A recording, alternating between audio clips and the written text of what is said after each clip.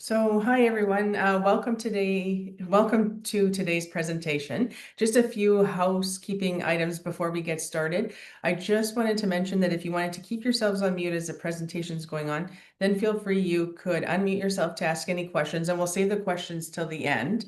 Or did we? Yeah, we'll leave them till the end. Yeah. Okay. Good. And we'll get through this. And then, if you feel more comfortable and you instead of using like your voice and you feel more comfortable using the text chat, you can use the text chat as well. And I'll watch those and let Kat know when there's questions in there. So, and a quick thing just before we get started, I just wanted to let everybody know that our 30th anniversary is coming up December 4th. It will be here in person in Thunder Bay, but we'll also have it online as well. So please check out our website. There's a lot of there's more details on there, and more details are coming, and we'll have different awards that we are going to be giving out. So that should be out anytime soon. So you could nominate somebody or that kind of stuff. So anyways, if you take a look at the website, save the date. We also have many biz camps that have just opened or just closing. So if there's something maybe that you wanted to take a look at and register for, all our biz camps are on our My Peril Path. So if you log into there, you'll be able to see all the happenings that are going around Peril. So anyways, without any further ado, I am going to introduce our guest speaker. I'm just going to minimize this and okay.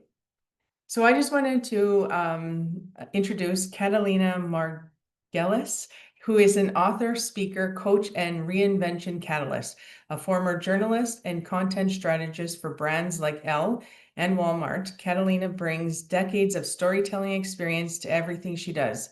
She believes story isn't just entertainment, it's a catalyst for awakening, reinvention, and becoming. And she's passionate about helping people step into the next bold version of themselves. Through her talks and workshops, Catalina empowers audiences to win their story, redefine success on their own terms, and begin their next chapter with clarity, courage, and momentum. Whether it's writing a book, enhancing a personal brand, or reinventing a life path, Catalina delivers soulful, actionable strategies to spark real transformation. So welcome, and we're happy to have you here. I'm so happy to be here. Thank you for showing up today, everybody. So yeah, I'll jump in and I'll start by, just let's see if this is working my cursor now. Um, Question for you. When was the last time you were at a crossroads? A moment that changed everything for you, whether it was in your life or your business or your career. Today we're going to talk about why those moments and the stories they hold are your most powerful business asset. 8 years ago, I ran to my favorite place to the lake, the lake shores waterfront, and stared across the lake at downtown Toronto and said to myself, I am never going back there again. No more racing after the GO train, no more stuck in traffic, crying over my steering wheel, no more telling the school that, no, I can't come get my sick kid because by the time I get home, school's going to let out anyway.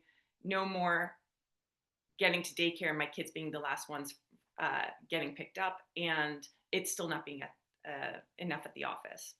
I closed that door all the way shut and committed my life to a life of entrepreneurship, and it was the best decision I ever made. It hasn't been easy. It's 4 a.m. wake ups and 11 p.m. Shutdowns that bleed into the weekend. I'm sure a lot of you can relate to that. But my identity, my time, my life, my story is in my hands, and I can do what I choose with it. I'm sure that there's a lot of you watching this today and perhaps afterwards that can relate to that story. I'm sure there's a lot of you that have other amazing stories within you, and you're looking for this perfect moment to share it. And what I hope you're going to walk away with today is that this is the perfect moment to share it, that this is the part that the part of you in your story that people are most going to resonate with, the unfinished part, the imperfect part. And this is where your story and content strategy gold lies. So I just want to give you an opportunity. I'm going to give you guys about 90 seconds and I'm asking you, think of a moment that changed you. And you can jot it down or hold it in your mind. But think of a moment that changed you. And it can be, you know, a risk you took, a life changing decision that you made. It can be a mistake you made, lessons learned, something somebody told you. And just hold that in your mind for a moment. And feel free to jot down anything that comes to mind.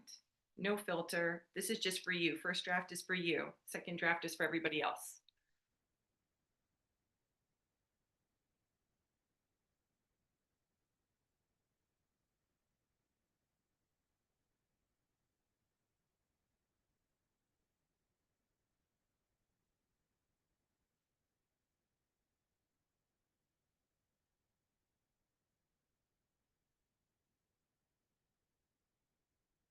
And as you're thinking about that question, you can ask yourself, what did that moment teach you? Who did it make you? And if you shared that story, who could it help?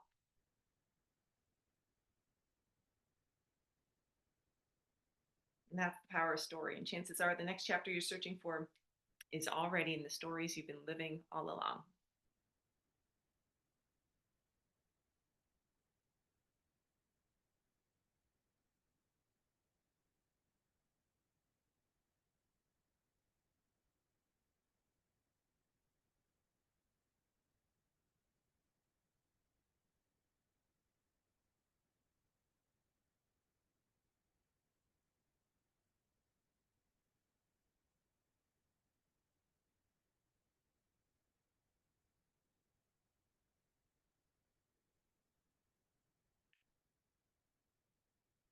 There goes my timer. So hopefully by now you see you've got some great stories. So let's unlock them and make them work for you. Why does story matter so much? You know, I've been doing this a really long time, and I've done a lot of summits and interview series where I've gotten to talk to some of, neuroscientists, immersion experts, and they all agree story is so powerful. So, what is it about story that's so powerful? Well, it builds trust. It's human to human. It creates connection, relationship. It's a relationship builder. It expands influence. The way that we relay information to each other is through story. Think about, you know, when the kids come home or your partner comes home or you go to work and you're meeting with your teammates, you're always relaying stories, and it's story that sticks, not facts and figures, but story. And so it creates all of these wonderful ripple effects that are incredibly, incredibly powerful. And I'm going to show you some case studies to make that a bit more tangible. Sick Kids Hospital, many of you are probably familiar with Sick Kids Hospital. They could easily be going to donors and saying, we want to build a new wing. Here's what we think it can do for the community. And people will happily invest in that. But what they have so beautifully done is tell stories, and they tell stories about their clients and customers. Essentially, they're telling stories about the children that come through the hospital, the families that are coming through, what they've gone through, what is their journey as they're moving through whatever they're moving through.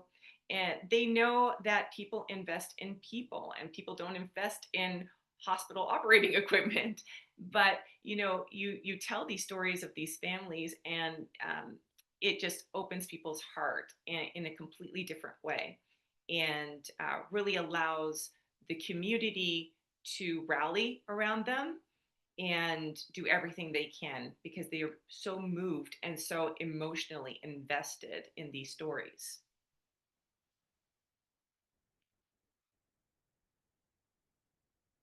Uh, the Chosen is another great story. Anybody a fan of The Chosen? I had the opportunity to. It's a show about the life and times of Jesus and his disciples, and I had the opportunity to interview Daryl Eves, who's the creator of the show. And he's actually the YouTube guru. He's created and mentored most of the most successful YouTube personalities like Mr. Beast. And I got to interview him. My first question was, Daryl, how come you didn't get Netflix to make this show for you? And he said, Kat, I tried. Nobody would make this show with us. And they ended up being the #1 crowd-funded success story in history. And they essentially got everybody else to invest in the show so they could create it. And they did this without even having the show yet. So what did it look like? They they went to Facebook. They believed that's where their customers were, their audience would be, and they became content making machines. And they began with their origin story. They were telling people about why this project was so important to them, what they wanted to do with it, what they were hoping it was going to do, what would it look like. And from the inception, they brought people into this hero's journey for the show. And it became a movement, really. I mean, everybody, people bought into it because they were so captivated and compelled by this origin story and the passion of the creators, that they became the #1 crowd-funded success story. And they were creating, I think, 60 pieces of content a week. And that was before the show even ever existed. And they created a whole movement out of it. And now Netflix has them, and every streaming platform has them. But that's the power of story, to get people to invest in something that doesn't even exist yet, simply by being able to relay your passion, your commitment, your curiosity, your knowledge in a really powerful way. ConvertKit, maybe some people are familiar here with ConvertKit. It's like a MailChimp. It's a platform that allows you to do newsletters, email blasts, things like that. And they've been very, very smart about partnering with personalities.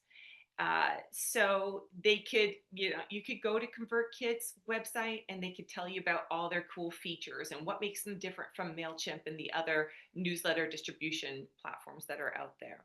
But what ConvertKit does is they partnered with creators and with the people who are using their platform, and they put them front and center, and they let them tell their story about what this tool is doing for them in their business and in their creative projects. People like Lil Jon and James Clear, and they've created a whole community of creators around this.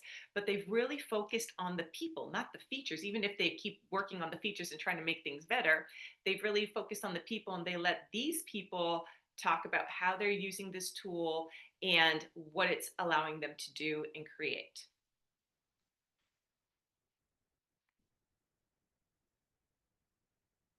As Lori mentioned, I'm a book coach. I help experts, consultants, entrepreneurs, thought leaders write, publish, and market their books. And these are some of my clients, and their books are built on moments like these, moments just like the moment that you identified earlier. And they're doing this because they've got a mission, they've got there's a cause that they're passionate about, or they want to build their brand, they want to reach their customers and clients. And so they've built these written books that are just a gathering of a collection of moments, just like the ones you identified. So moments like Shannon, when she writes about how she dropped her phone in the lake.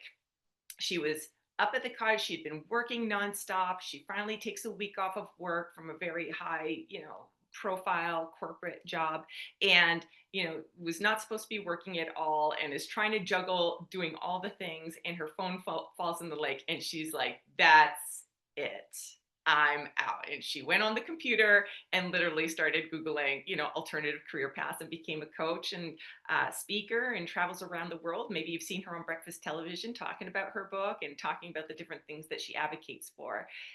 So those life-defining moments. Joe shares his journey through grief. Rob,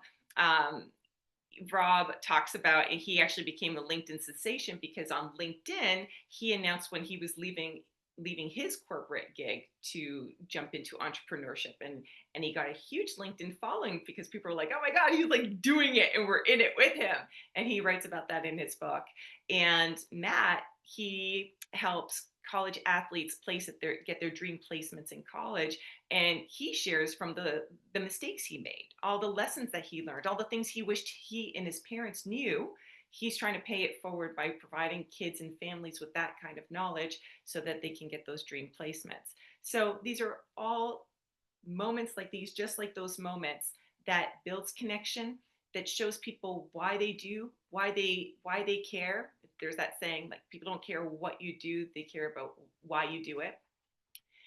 It's their backstory, their origin story, and they're funny, they're sad, they're uplifting, they're tragic. Like, they're all the things so that we can connect with them on a human to human level.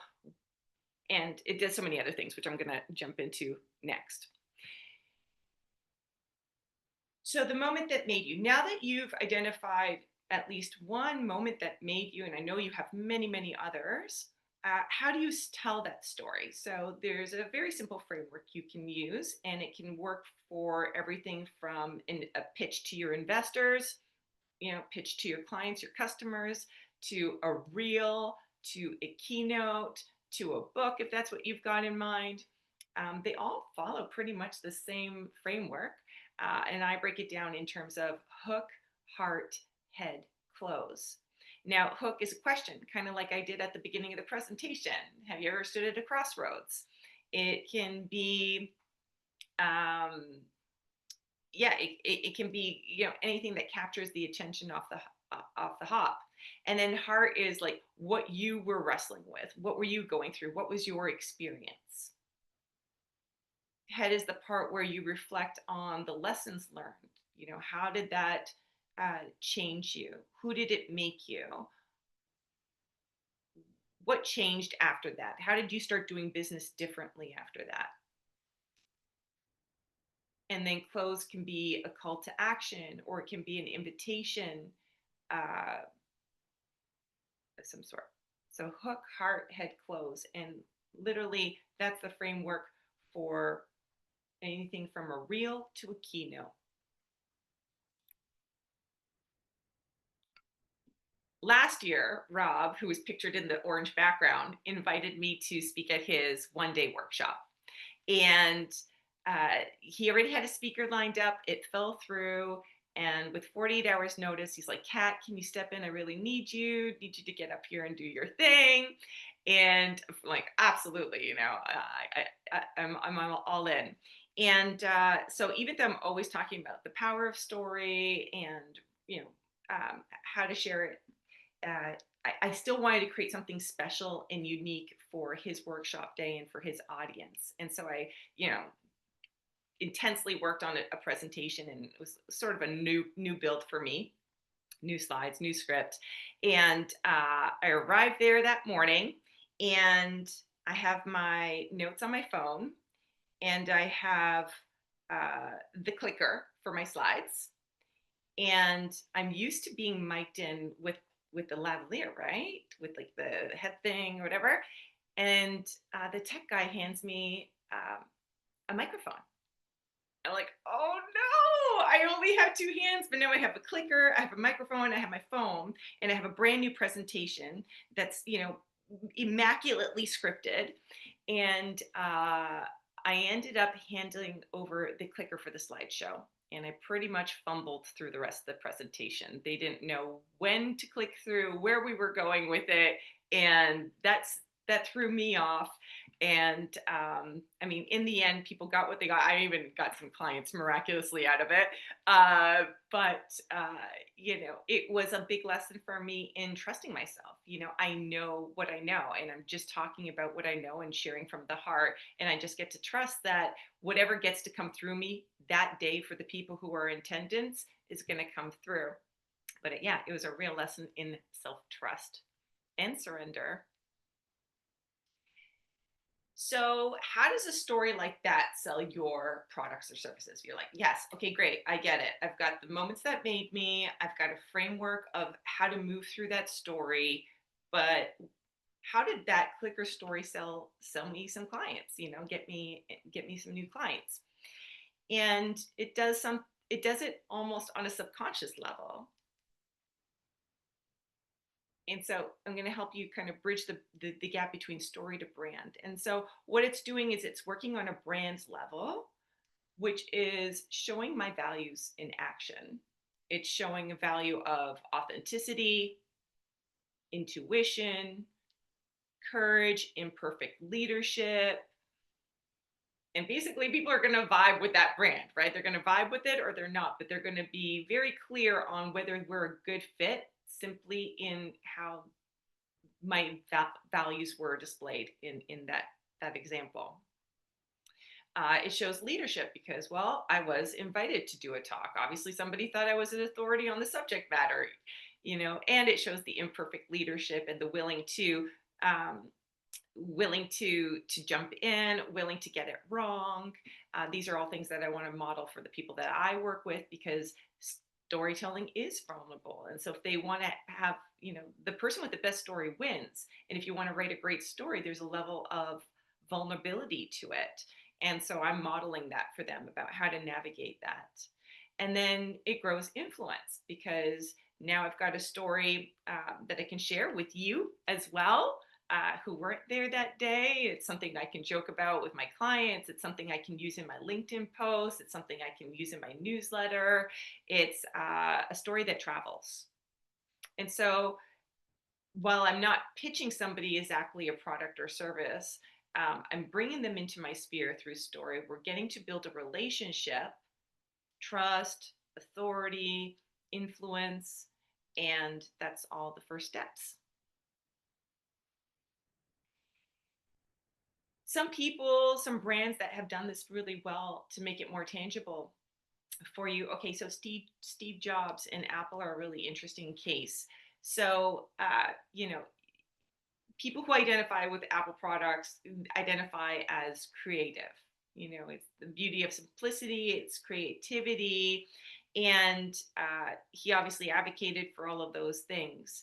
And so it's an alignment of values, and in that is identity. People who use Apple identify themselves as Apple users, right? They have like crazy brand loyalty, and it's based on those values.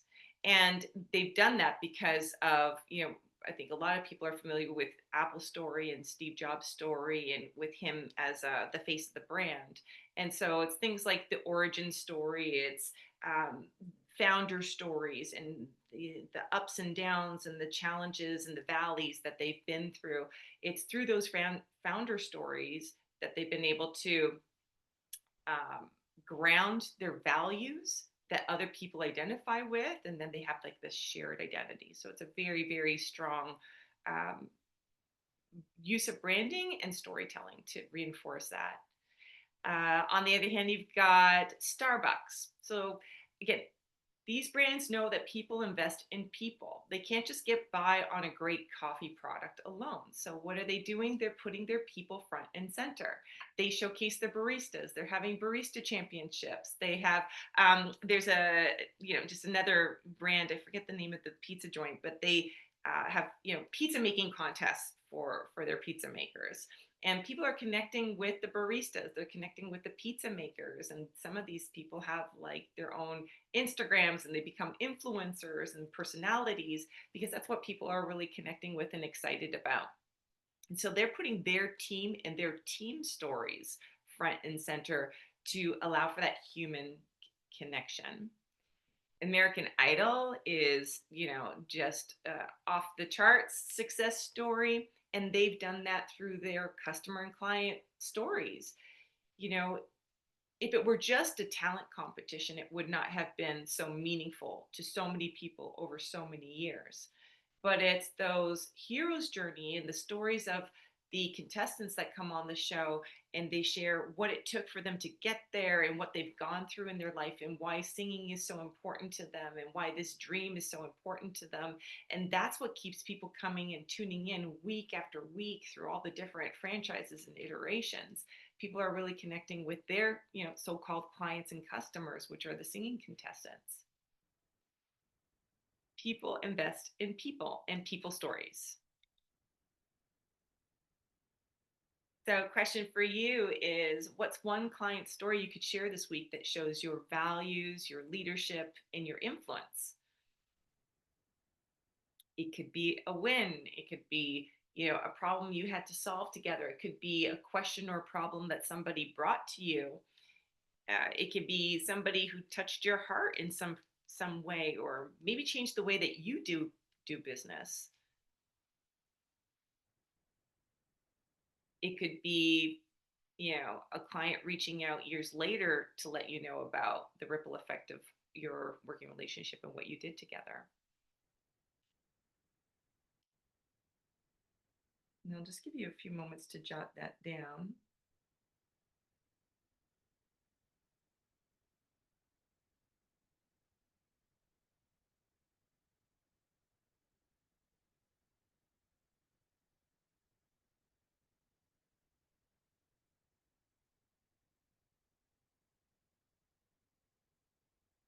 And even while you're at it, uh, if any ideas are coming up for you as far as those mini stories, you've got the founder as hero. If anything is coming up for you in terms of founder stories, or team as hero, if you're like, oh my god, something happened last week with my team, and I such a great opportunity to tell a story around that.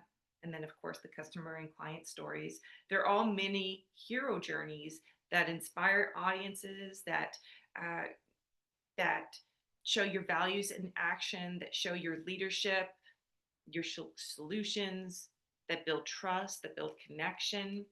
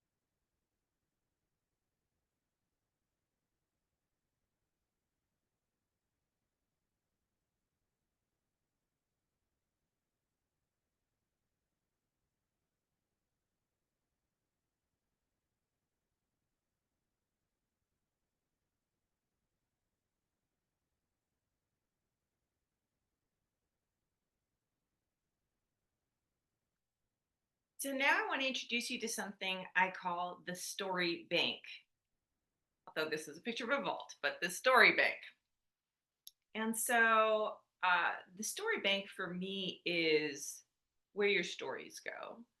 And, as we talked about categories of stories, potential places that you can go to for your story, whether it's a founding story, a founder story, a customer story, a team story.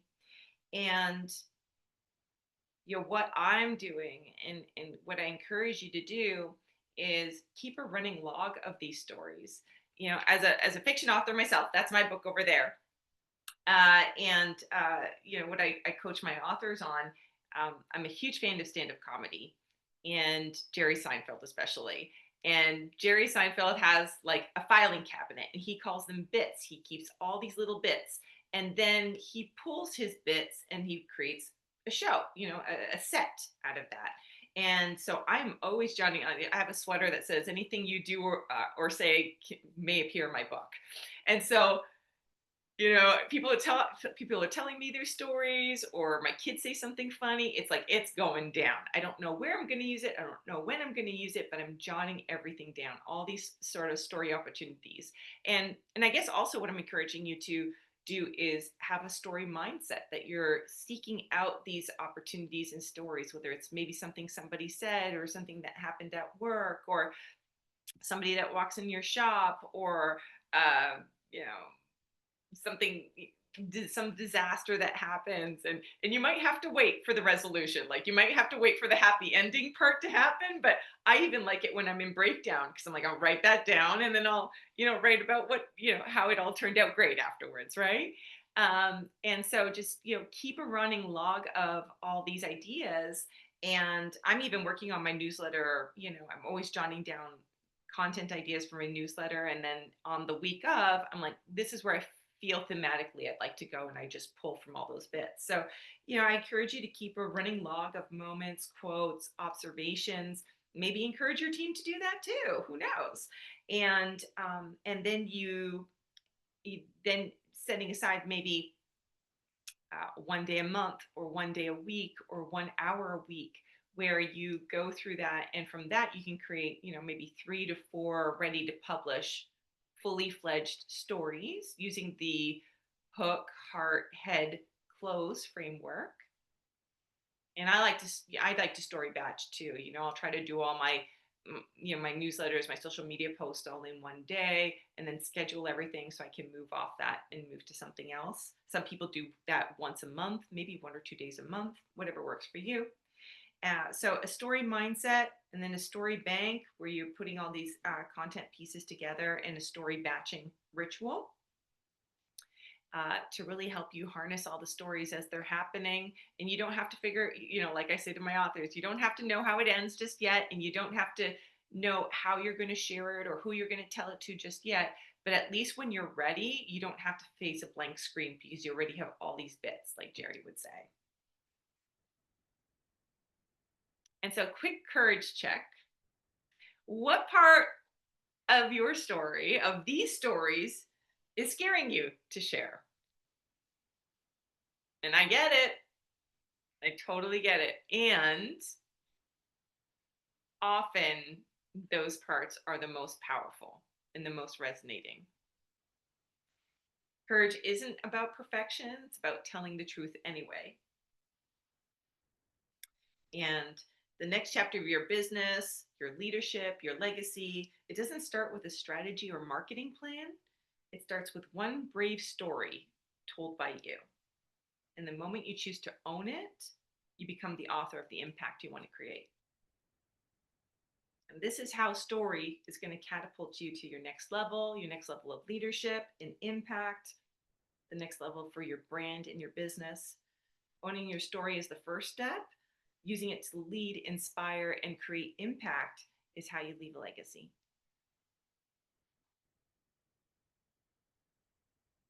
Your story is your power. And it doesn't start when everything is perfect. It starts when you speak from where you are. And you can grow your brand, your impact, and your legacy by owning your truth. So just to sum up 3 takeaways, which are actually 4, you now know how to turn lived experiences into brand gold. And you can mine for the moments that made you. And you're probably adding to the list of moments that made you every day, today, tomorrow. There will be new moments to add. And you can always revisit that in your content strategy. Rob always cycles through the same stories and then adds new ones too. You have a storytelling framework at hook, heart, head, close. Capturing their curiosity, and then connecting on a heart level, and then adding value by the reflection, the lesson learned, and then wrapping up with a call to action or leading them somewhere. I'm always asking, where are you leading them? What are you leading them toward? You've got a rinse and repeat system for sourcing your ideas, those founder stories, customer stories, team stories, keeping a running log of these stories, and then having a story batching ritual where you then create ready to publish stories from there. And you're using stories that sell by showcasing your brand, your values, your leadership in action. And these are the stories that are going to travel. These are the stories that are going to go viral or that other people are going to share with their friends and family.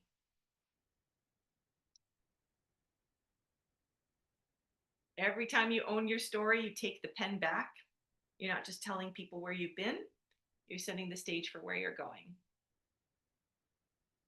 So I encourage you to share one story this week. Feel free to tag me on LinkedIn or at Kat Margulls on Instagram if you like.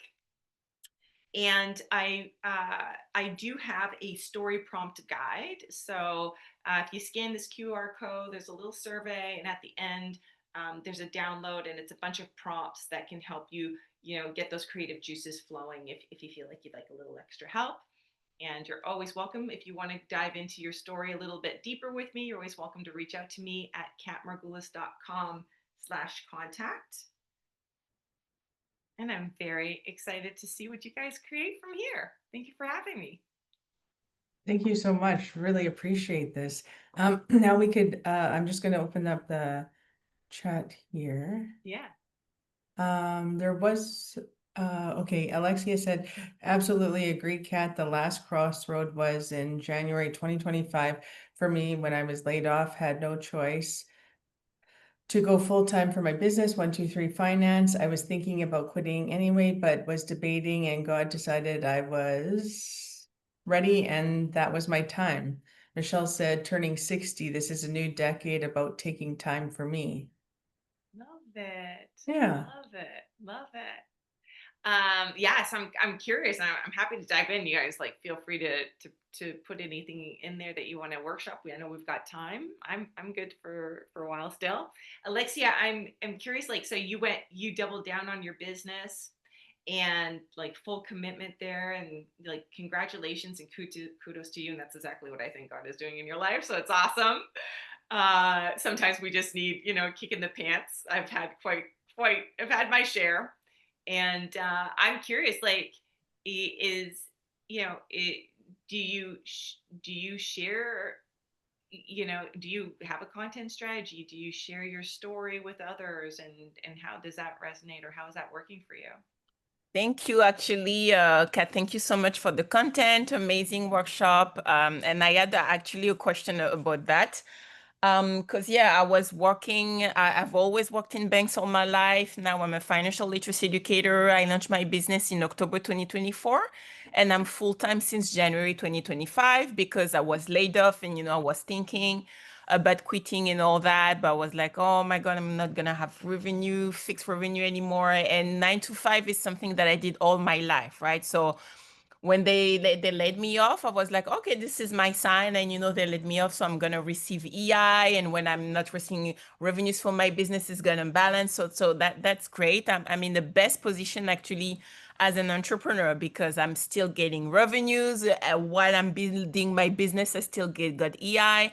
And I still got benefit through my fiance, which is amazing. I know not a lot of entrepreneurs get that, and I was looking to the price of benefits. It's crazy expensive for nothing compared to when you're working 9 to 5. So that's an amazing thing. I don't share necessarily, and this is one of the thing I'm scared of sharing, is sharing that I was actually laid off and all that. Fair. Yeah. I'm sharing, I have a content strategy where I'm sharing more about my clients' testimonials. Asking for videos, Google reviews, and all that. But yeah, question for you. It's like whenever I see other entrepreneurs, especially in the financial industry, their stories is always about, oh my God, I was laid off, and then I transformed. Now I have a business and all that, a six-figure business. Or another one, she was like, I had $40 in my account, and now I'm educating people. I feel like it always need to be like sensational and like, oh, something happened and all that. Because I was laid off, I feel almost obliged to tell people that I got laid off, almost like if it has to be, sensational. And Yeah. my story is a little bit different. It's just that I've worked all my life in banks, And then in my family, it was really taboo. So now I'm trying to reduce any past financial generational trauma. I've never Thank got you. in debt. Yeah, it's much needed. It's I've a never thing. been I've never been in debt. I bought my first property at the age of 27. So my story is just Awesome. it's just a That's it. classic That's story. it, That's Yeah. it's a Alex, Alexia. Alexia. Yeah. So Alexia, that's what's your it. take? What's your take on that? Does it Yes. have to be sensational? Why would I feel forced to share Yes. about the fact that I got No, laid I don't off and think I have so. other things to say? Yeah, yeah, absolutely. And I think that's an original story. Like I really love the generational trauma. Like like the origin story can be from the laid off point, but that can also be really fresh. And it took me a long time for me to be able to come out with that story. I think I only started coming out with that maybe a year or two ago. I had to get somewhere in my business where I felt, you know, I don't know, safe or like I was also honoring and protecting myself too. There's like the thing about honoring yourself too, right? Like Mm. in this culture of oversharing, sometimes we can, put ourselves out there and maybe people haven't earned that yet. So origin story, I was going to ask you, if you've always worked in banks and you've always been with money, in and around money, what compelled you there? Like let's go even further back. What was your childhood like? You know what I mean? What were your parents like? So I think there's a great opportunity, like when you say things like I wrote down taboo. I always worked in banks. Money was like something was taboo. Was it money was talking about money was Oh taboo? yeah, money was definitely taboo. We don't Yeah. talk about money. Yeah. And it was also a lot coming of the scarcity mindset. Like you have to Yes. say, my mom was always, you have to save money, but not to build wealth. More, you have to save Yes. just in case something happened. It was Yes. not like you have to save and invest and grow money. It was you have to save just in case, Yes. you know? Yeah, I love like everything you're saying right now. It's like I love that. Like just that's so gold, right? And that was like the mentality. It was not it was not to build wealth. It was just to save money. Like they didn't have the next level kinds of thinking Oof. that would change the generational patterns. So I would go there. I'd be like, what is driving you? Where did this drive come from? And how did you grow up? And how are you breaking the cycle? And like that's going to be so powerful and resonate for so many people. It resonates for me. Come fix me. I love that. Yeah. So yeah, you Thank can you. just journal it out, and then I always say to my authors like just like pour out, pour out, pour out, and then it's like it might not tumble out in the hook, heart, head, close format, right? It just might pour it Mhm. out, and then you can shape it. Then you can shape it into something that looks like that or something different. But those are like exactly the kinds of things that I'm like, I want to hear that story. Tell me more about that story. Yeah. Amazing. And then Thank you use it, and then that's a great thing for your landing page. I mean, if you're comfortable when you're ready, it's a great thing on your landing page or your About Us web page. It's a great thing, like show up on LinkedIn. Like, this is, if you haven't announced a story, let me tell you my story. Mhm. Then it becomes social media posts, it's reels, and it's something that, okay, you told it once, and then you go through another series of stories, but then you cycle back because there's new people in your orbit. And now you want to let them know about your story. So, Yeah. you can craft a press release. You can reach out to local TV stations once you've got that story, right? It's your content bank. You've refined the scenes. You got the quote from your mom. You know exactly how you're going to use it. And then you can just like rinse and repeat that content, whether it's in a press release or a reel. You've got these highly refined stories and moments and scenes, and you just use them in different ways every time. You could, offer it up to present at women's conferences. And it's like, this is my story and this is what I want to bring to your audience. Like, oh my gosh, Mm. you got I love you got that. it all figured out now. Yeah. Thank you so You're much, Kat. welcome. Thank you so much, Kat. My pleasure. And now, Michelle, okay, so you just turned 60, you're turning 60. Ooh, you froze. And are you launching something? Or are you taking something to the next level? The thing is, I just turned 60 in the long weekend of May, Okay. and the thing is, I'm just thinking about me and what are my priorities, and I'm going forward with this. I started with, going through my inventory because I have a little gift shop. So, and I have to reconnect. I have to relaunch if I have to. But yes, that's where I'm going for this new decade. Beautiful. Beautiful. And so you're thinking that you might relaunch or you might like do a rebrand or something? Sorry about that. Yes, well, it's like relaunch, just to, I have so much inventory and I had a Facebook page but I haven't worked on it and everything else. So now I'm just about, I have to commit time to it, and Mhm. this is my goal for the next little while. And gift shop, is it like anything in particular? I have mostly, it's like, for baptism, communion, confirmations, Oh, little gifts nice. that are like, it's called life's precious moments. So like all these Oh, precious nice. moments that are, dear to our hearts. And Yeah, so that's great. Yeah, I mean, if you want to do relaunch, what's the top way that you communicate with your audience or relay information? Is it through the website or any other ways? I haven't gone that far yet. Oh, okay, okay. And how old is your gift shop, or is it I started in 2012, 2012? Okay, great. but I had, a couple of things to do. I had, the owner made me, he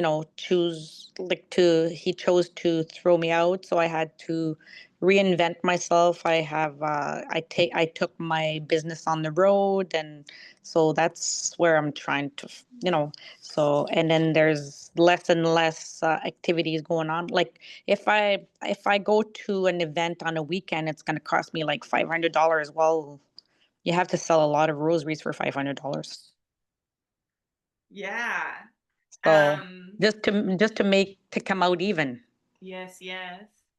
I mean, for something around a relaunch, say, I mean, you can do something along the lines of whether it's on your website or if you want to try to get the local paper to cover you and you want to do a little press release about your reopening or your relaunch, you can frame it around I don't know, it just popped in my head like the little gift shop that could. Like your founding story can be simply, when you started the company in 2012, where did that idea come from? Like, how did you come up with that idea?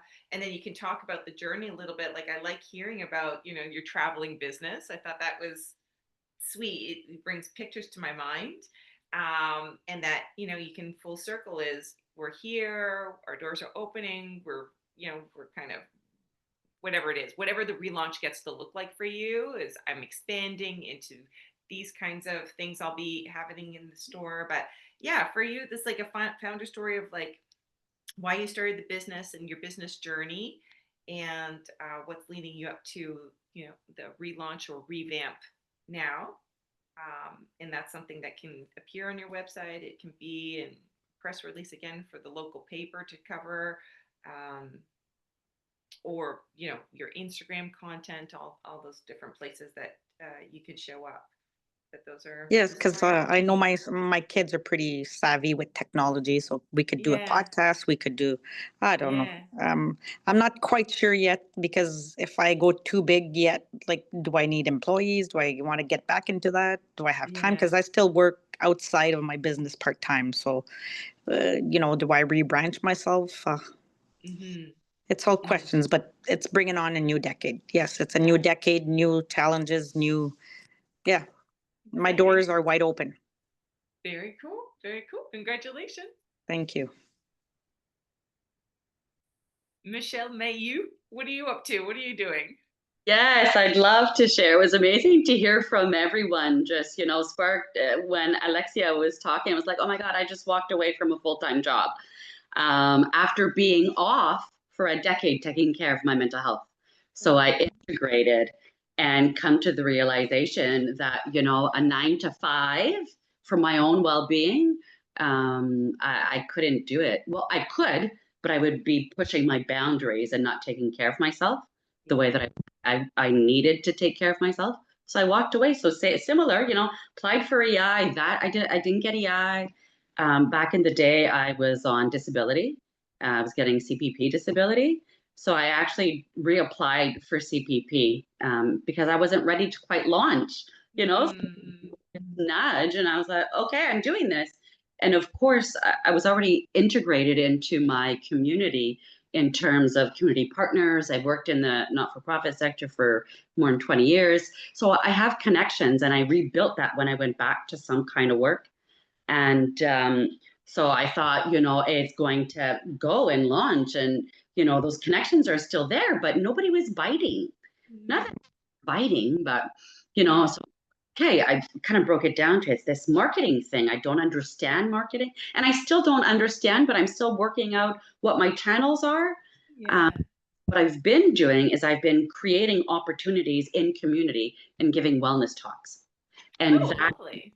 where, some of my followers have come and people who've kind of jumped on board with the things that I'm offering. And I do share my story because I have I'm a survivor of childhood trauma, adult trauma. I'm actually hosting a walk tonight, Suicide Prevention Day, World Suicide Prevention Day, and I'm hosting a walk in town here. So I'm really connected in community, and it's when you talked about like how much is sharing too much, and I don't share with everybody, and I don't share all of it. I share pieces of where I feel it fits and where it brings impact. And I guess the struggle is about, I used to say I'm a small, not a for-profit business with a social mission. And I was like, okay, I need to change the wording about that because it really like social enterprise, but I don't want to be not for profit. I'm into exploring. Yeah. So I had a soft launch in May with the plan of having an official launch. So this is helpful for me when you were talking of sharing the pieces. Yes. Yeah. So I use story, my story to and get people things like that. So yeah, this was helpful in just looking at what comes next, the official launch, working with community partners, and I think it's just getting my story out there because people see me. So I have lived experience, but I was also a service provider in the field, and I was a service user in the field. This dual perspective. People see me one way, but they don't see me the other way, or right? It's like figuring that out. Yeah. Yeah. So for you, like there's an opportunity in almost like an about us, right? Kind of thing that you can use, whether it's again on your website or in your pitch to community partners where like, hey, I'd like to come on and here's how you can use me.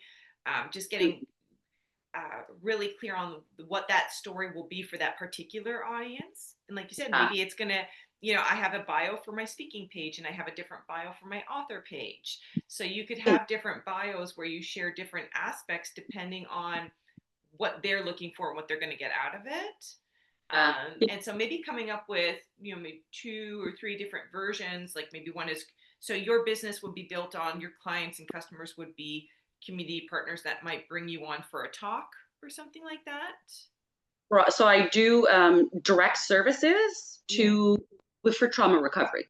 So I offer therapeutic art, therapeutic yoga, and coaching. Oh, great. Offer that directly to clients and customers. And I also offer the same services, but through agencies and community partners for their. Great. Yeah. And the thing that I thought, and do you share about how you've been on both sides of, service provider and also service provider? I thought that was a really unique angle.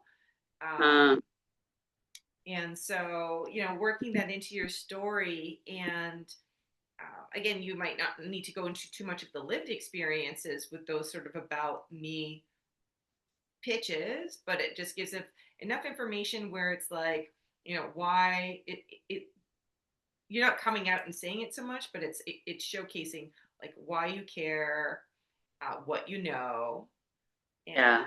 and always, you know, people are meaning making machines, so they're always looking for like, what does this mean for me? Like, what can you do for me? What's the benefit to me Yeah. of working with you? And yeah, you may have two different versions. One is for the agency Hmm. that brings you on, and then one may be like the direct customer. Right.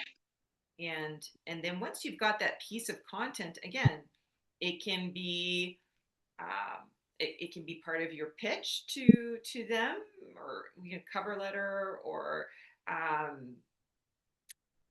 how do you find the customers and clients? Like, where do you have that interaction with them? So usually from my wellness talks, I Okay. do presence on social media, LinkedIn. Yeah. But I'm exploring on, I don't know, I'm not sure. I'm not 100% sure. I'm not a fan of posting on Facebook and Instagram. However, I know that there's potential to, and I have, right? I have gotten Yeah. some from there, Oh, but I that's want, great. um, Yeah, I mean, if you have an opportunity to get in front of people, I mean, that's even better, right? So if you're already getting those kinds of opportunities, and particularly maybe with the work that you're doing, which is maybe more in person, then, yes. you know, just keep rocking and rolling with that, and have those different kinds of versions. And um, you know, maybe it's, you know, again, the bio on your website. Maybe you have two different websites, you know, or two different entry points if you're this or you're this, and uh, maybe even using that same thing to get on podcasts and have conversations. Whether you're going to get customers out of the podcast, maybe not, maybe not, but also it's just like great for credibility and authority and things like that. Mhm. And just any way that you can get the word out about who you are and what you do. But yeah, I think the really cool opportunity is that you've been on both sides, and you can see what's in the gap of the service provider, and you can fill that because of the user experience. And then you controlling the narrative of how much you share, when, and how. Yeah. Thank you so much. Awesome. Mhm. Great work. Well, that's great. So fun to hang out with you guys. Thank you. I don't know if we got to all the questions, Lori. Was there anything else? Yeah, there's nothing else that I see in the Okay, great. chat. Oh, wait 1 second. Sorry, I'm in a different. Oh, so she had to leave. Oh, yeah, thank Alexia you. had to leave. I just want to say thank you so much for this. I think it got everybody thinking, and Great. we really appreciate you coming in. And you know, maybe we could look at doing something in the winter, or I'd love to. of course, I'd love yeah, to do we'll that. share some ideas. Yeah, for sure. Yeah, I'd Yeah. love to. Super fun. So great to get to know you, and cheering for each one of you guys. You're doing amazing things, and it's gonna be great. Thanks for having Awesome. me. Well, thank you again for presenting, and thank you everybody for joining us today, and hope to see you again at the next one. Thank Thank you. you. Thanks, Take care. everyone. Bye. Bye.